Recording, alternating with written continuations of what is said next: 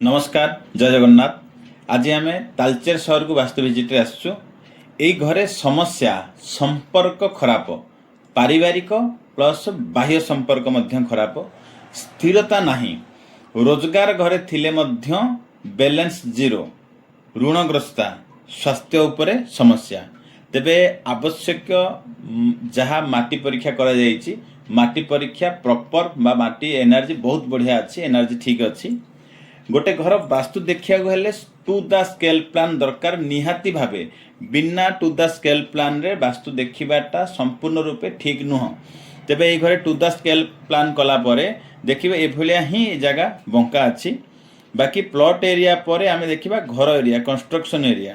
तेबे अग्निकोण ये घर वृद्धि अच्छी एवं नैऋत्य कोण वास्तुशास्त्र मुख्य दिग नैऋत्य कोण रे टॉयलेट अच्छी और नैऋत्य कोण रे से टॉयलेट तले ही सेप्टिक टैंक अच्छी। तेबे जहाँ घरे नैऋत्य कोण हो जदि सेप्टिक टैंक बा टॉयलेट थिबो सेठी संपर्क खराब आसीबो, स्थिरता आसीबोनी। काहेकि ना नैऋत्य कोण होची पृथ्वी तत्वर दिग, सेठी बॉन्डिंग ठीक रहिबोनी, लव ठीक रहिबोनी, सेठी स्थिरता ऋणग्रस्ता में हवा।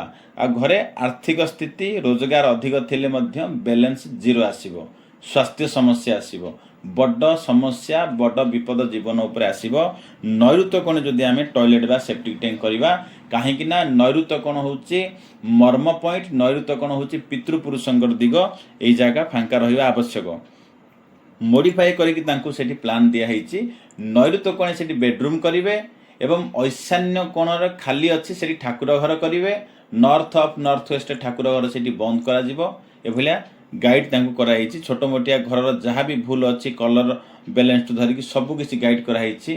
घर टैंक करिवे वेस्ट ऑफ नॉर्थ वेस्ट जो जगह आछि प्रॉपर से जगह गाइड कराइछि, जहाँ फल कि निश्चित रूपे आगु को भल समय आसीबो।